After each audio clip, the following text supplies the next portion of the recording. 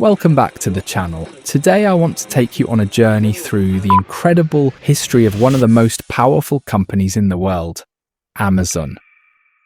From the small tech startup to the global behemoth it is today, and I'd like to pose the question, what's to come of Amazon? Will it continue its dominance through every aspect of our economy? Or will it fall like the biblical Goliath? We all know Amazon as the place where you can buy just about anything and have it delivered to your door in a day or two, sometimes even within just a few hours. But behind that convenience is a complex, decades-long story of innovation, disruption, and ambition that's reshaped how we shop, work, and live. Let's go back to the beginning. Amazon was founded by Jeff Bezos on July 5th, 1994, in Bellevue, Washington. At the time, Bezos was a Wall Street executive who had become fascinated by the growth of the internet. He decided to take a leap, what he called a regret minimization framework. In other words, he didn't want to look back someday and wish he'd taken the chance. So I wanted to project myself forward to age 80 and say, okay, now I'm looking back on my life. I want to have minimized the number of regrets I have. And I knew that when I was 80, I was not going to regret having tried this. I knew that if I failed, I wouldn't regret that. But I knew the one thing I might regret is not ever having tried. And I knew that that would haunt me. Bezos chose books as his starting point. Why? Because there were millions of titles, and the internet made it possible to stock an unlimited selection without a physical storefront. Amazon.com launched in 1995, and within just 2 months, they were shipping books to every US state and over 45 countries. What set Amazon apart early on was its obsession with the customer. If there's one thing Amazon.com is about, it's obsessive attention to the customer experience, end to end. And that's what those distribution centers are. But you're not a pure internet play. It doesn't matter to me whether we're a pure internet play. What matters to me is do we provide the best customer service. Well, but it does matter to your investors to know whether they're investing in a company that No, they should be investing in a company that obsesses over customer experience. In the long term, there is never any misalignment between customer interests and shareholder interests. Well, that's the same argument that somebody at Walmart would make as well, wouldn't they? I don't see why not. I think they should make that argument. Not only did it offer a massive catalogue and competitive prices, it also introduced something radical at the time: customer reviews. These weren't always flattering to the products Amazon sold, but Bezos believed that helping customers make informed decisions would build trust in the long run. We started this thing called customer reviews, and we let customers review books. Customers could come in and rate a book between 1 and 5 stars, and they could write a text-based review. The book publishers did not like this because, of course, not all the reviews are positive. I got a letter from one publisher that said, I have a good idea for you. Why don't you just publish the positive customer reviews? The argument he was making to me is that our sales would go up if we just published the positive customer reviews. And I thought about this, and I thought, I don't actually believe that, because I don't think we make money when we sell something. We make money when we help someone make a purchase decision. Amazon didn't stop at books. In 1998, it expanded into music and video. Soon after, electronics, toys, tools, and more. The company went public in 1997. But during the dot-com boom, it was often criticized for one big thing: it wasn't making a profit. But Bezos didn't seem to care. I think if you focus on the controllable inputs to your business instead of the outputs, in the long term, you get better results. He focused on growing fast and reinvesting everything into infrastructure and customer experience. And then, the bubble burst.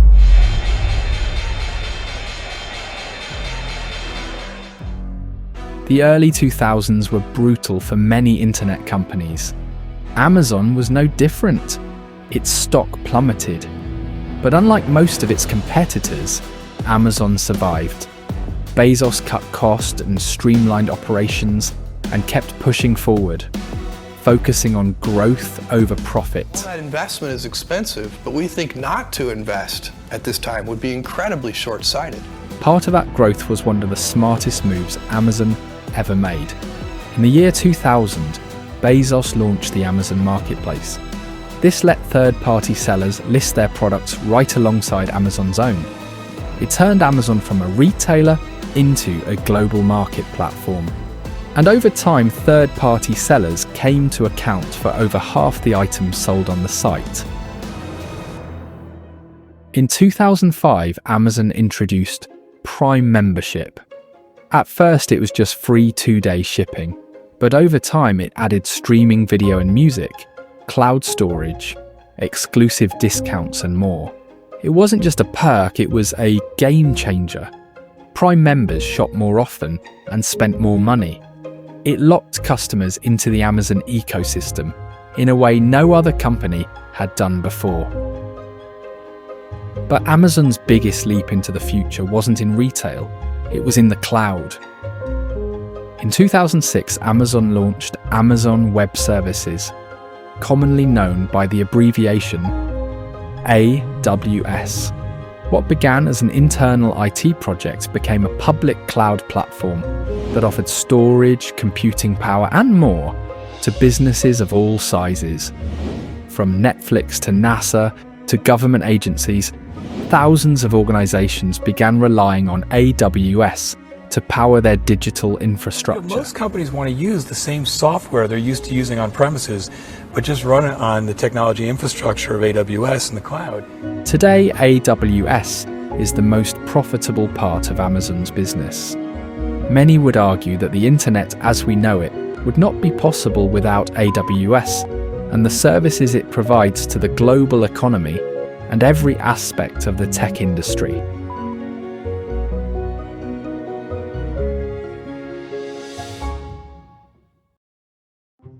To support its marketplace, alongside the development and growth of AWS, Amazon began building an empire of fulfillment centers, trucks, planes, and delivery drivers.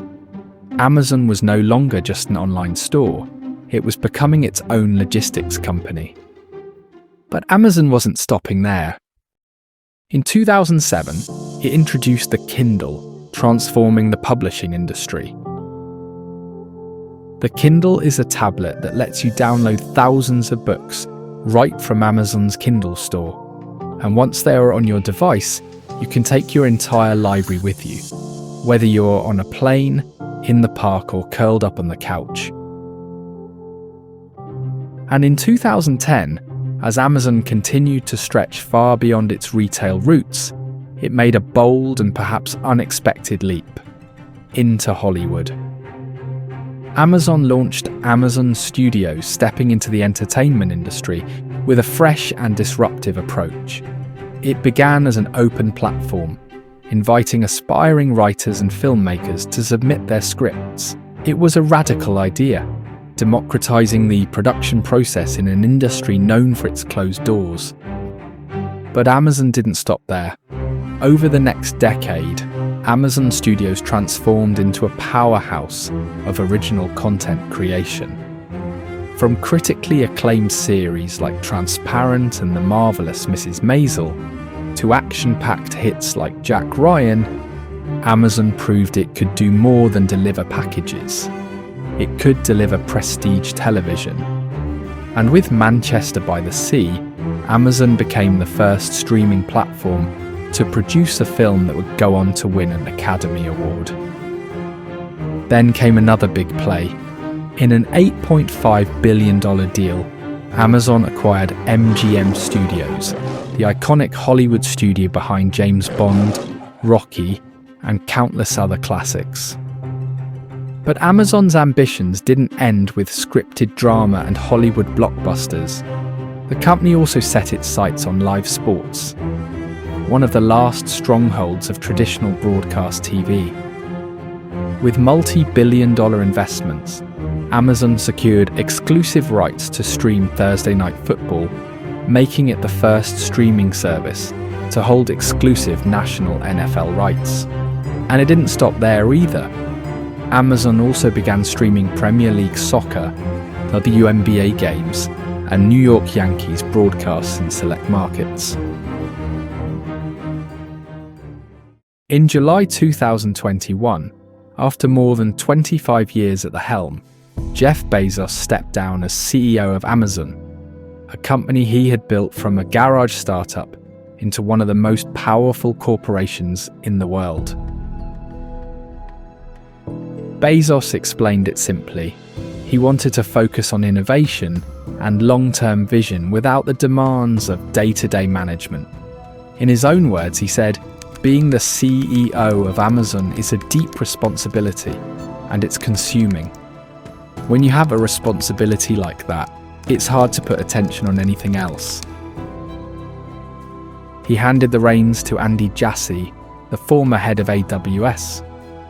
Under Jassy, Amazon continues to grow, investing in healthcare, robotics, artificial intelligence, and generative AI to compete with companies like Microsoft, Google, and OpenAI. Amazon is also pushing toward full automation of its supply chain and a more sustainable delivery network. It's even expanding into online pharmacies and virtual health clinics. What began as a small online bookstore run out of a garage is now a global tech empire that touches almost every corner of our lives. How we shop, how we watch, how we read, how we build, and how we think about our day-to-day lives and our future. It's a story of ambition, disruption, and innovation. Amazon is one of the defining companies of our era. But what has this amazing story of growth and innovation cost us? Let's start with the workers, the people who make this empire run. At the core of Amazon's empire is a vast, hyper-optimized workforce, largely hidden from public view. Inside its fulfillment centers, workers face grueling conditions. They are monitored every second of their shift, with productivity tracked down to the minute. The metric time off task has become notorious, penalizing employees for bathroom breaks or moments of physical strain. Reports have surfaced of warehouse staff skipping meals, urinating in bottles, and collapsing from heat exhaustion, all to meet punishing quotas designed to serve next-day delivery demands. Amazon boasts competitive pay and benefits, but the reality is more complex. Injury rates in Amazon warehouses are significantly higher than the industry average, and the mental toll of constant surveillance and high-pressure environments is severe. Workers are treated less like human beings and more like components in a machine, replaceable, expendable, and dehumanized. When Amazon workers have attempted to organize for better conditions, the company has responded with aggressive union-busting tactics. In Bessemer, Alabama, during a widely publicized union vote, Amazon launched a relentless anti-union campaign that included mandatory anti-union meetings, text message bombardments, surveillance, and forced employees to watch anti-union propaganda videos like this one. It is critical that we recognize the early warning signs of potential organizing and escalate concerns promptly. If you see warning signs of potential organizing, notify your building HRM and GM site leader immediately. HRMs and GM site leaders should notify their assigned ER managers or ER principal immediately. The most obvious signs would include Amazon has consistently resisted collective bargaining, knowing that unionization threatens its ability to control wages, working conditions, and most importantly, the narrative.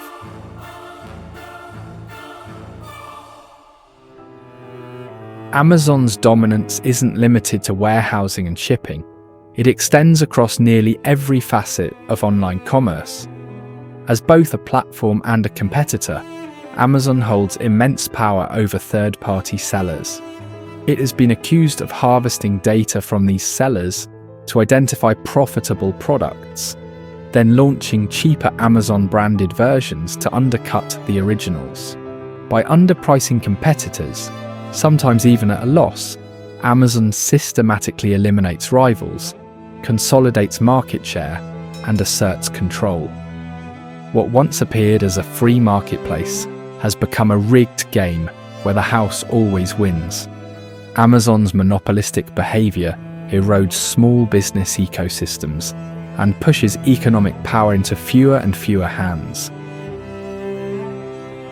Despite earning billions in profits, Amazon has frequently avoided paying federal income taxes in the United States.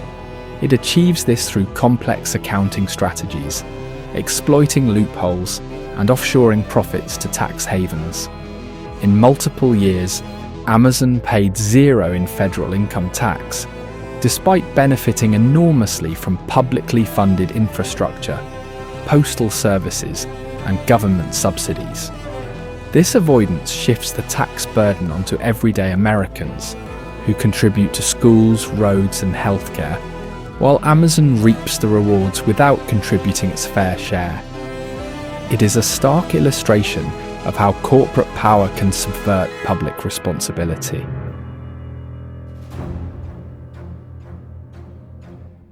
Amazon's environmental claims often fall short of its actions. Its massive logistics network, airplanes, diesel trucks, warehouses, and endless packaging leaves a colossal carbon footprint. While the company has made pledges to reach net zero emissions, these goals are vague, voluntary, and years away. In the meantime, the push for ever faster delivery only increases emissions and waste. Furthermore, conditions within Amazon warehouses often expose workers to unsafe environmental conditions, including extreme temperatures and poor air quality. In prioritizing speed and convenience, Amazon undermines the planet's long-term health in exchange for short-term profit. Amazon's ambitions extend far beyond retail. With products like Alexa, Ring, and its dominant AWS cloud infrastructure, Amazon collects vast amounts of personal data. It knows what we buy, what we say in our homes, and in some cases, what we see outside our front doors. Through partnerships with police departments and cloud services for intelligence agencies, Amazon plays an increasingly concerning role in surveillance and law enforcement. This concentration of data in the hands of one private corporation raises critical questions about privacy, civil liberties, and the potential misuse of personal information. The more convenient Amazon makes life, the more we risk surrendering control to it.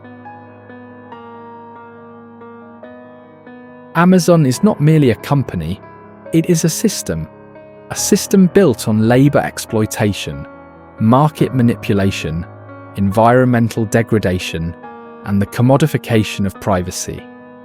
It is the embodiment of what happens when a corporation becomes so powerful, so unaccountable, and too embedded in daily life to face consequences for its actions. Today, Amazon is no longer optional.